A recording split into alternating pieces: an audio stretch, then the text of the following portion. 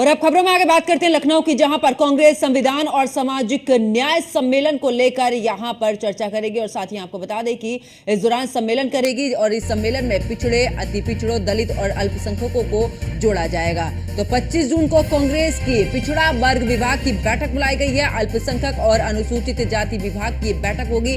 कांग्रेस का जाति जनगणना और सामाजिक न्याय का प्रयोग इस दौरान सफल रहा, उसी को लेकर बैठक। बड़ी खबर आपको बता रहे, जहां पर बता दें कि इस दौरान लखनऊ से बड़ी खबर, और साथ ही यहां पर कांग्रेस संविधान और सामाजिक न्याय सम्मेलन शुरू करेगी।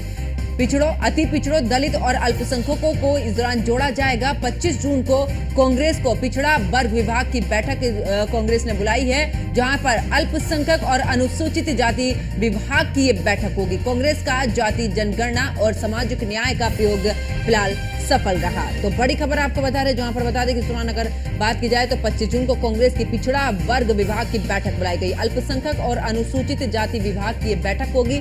इस बैठक की अगर खास करके बात की जाए तो कांग्रेस का जाति जनगणना और सामाजिक न्याय का प्रयोग जो है वो सफल रहा, और इसी को लेकर अब आगे बैठक कांग्रेस संविधान और सामाजिक न्याय सम्मेलन शुरू करेगी। और इन मुद्दों को कांग्रेस ने लोकसभा के चुनाव में भी उठाया था, जिनमें से इस अगर सम्मेलन की बात करें, पिछड़ों, अति पिछड़ों, दलित और अल्पसंख्यकों को जोड़ा जाएगा।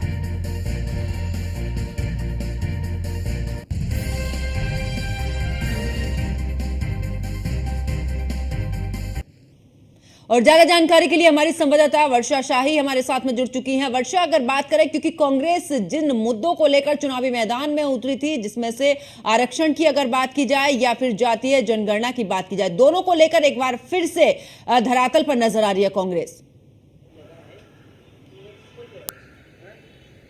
बिल्कुल, देखिए जिस तरह से राहुल गांधी ने संविधान की बात की थी और उसके बाद जातिगत जनगणना की बात की थी, उसको लेकर एक बार फिर से कांग्रेस जनता के बीच में जाएगी और सामाजिक न्याय यात्रा निकालेगी। संविधान की बात एक बार फिर से करेगी, जनता तक पहुंचाएगी और उसके साथ साथ पिछड़े, दलित, अल्पसंख्यक, इन लोगों के पास पहुंचेगी और एक एक बात बताएगी कि किस तरह संविधान को बचाना चाहिए। संविधान के मुद्दे को लेकर राहुल गांधी पहले भी आगे आ चुके हैं और संविधान के मुद्दे को लेकर ही उन्होंने कई जगह पर जीत हासिल भी की थी, जिसकी वजह से एक बार फिर से कांग्रेस ने तैयारी कर ली है कि वो जनता के बीच में इन सभी मुद्दों को एक बार फिर से दोहराएगी और इन मुद्दों पर बातचीत करेगी लोगों से, क्योंकि इन्हीं मुद्दों की वजह से पहले भी उन्होंने जीत हासिल की है लोकसभा में। अब विधानसभा और उपचुनाव है, जिसको टारगेट करने के लिए ये मुद्दे दोबारा दोहराए जाएंगे। बिल्कुल, और ऐसे में क्योंकि अभी उपचुनाव भी है, तो लगता है कि कांग्रेस अब पूरे तरीके से फ्रंट पर आ चुकी है और इसीलिए उन मुद्दों को एक बार फिर से भुनाने की कोशिश कांग्रेस की तरफ से, ताकि आने वाले 2027 में, क्योंकि राहुल गांधी खुद उत्तर प्रदेश में कमान संभालते हुए नजर आ रहे हैं।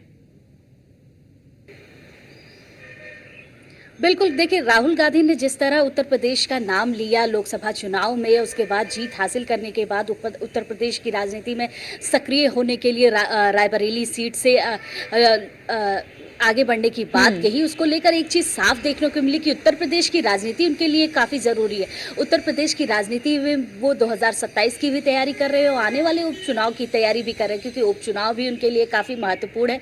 इंडिया गठबंधन के साथ जो उपचुनाव लड़ेंगे उसके लिए भी तैयारी हो रही है और साथ ही 2027 की भी एक अच्छी तैयारी की जा रही है, जिसमें देखा जा रहा है कि 2027 में किस तरह वो आगे बढ़ सकते हैं। और उनके जो मुद्दे हैं वो मुद्दे शायद वही ही रहे जो पहले उन्होंने उठाया था, संविधान के मुद्दे और जातिगत जनगणना के मुद्दे, क्योंकि ये मुद्दे उनके लिए पहले भी कारगर साबित रह चुके हैं और इन मुद्दों को और बड़ा बनाकर आगे लाने की वजह से ही राहुल गांधी और आगे आ सकते हैं। जो यूपी में राजनीति का स्तर है वो इन्होंने इसी मुद्दों को लेकर आगे बढ़ाया और अब जब सामाजिक न्याय यात्रा की बात की जा रही है, उसको लेकर अलग अलग विभाग से वो बैठक करेंगे और बैठक में देखेंगे कि किस तरह से लोग जनता के पास जाके कांटेक्ट कर सकते हैं, इन मुद्दों को बढ़ा सकते हैं, मुद्दों को जनता के बीच में किस तरह लाया जा सकता है।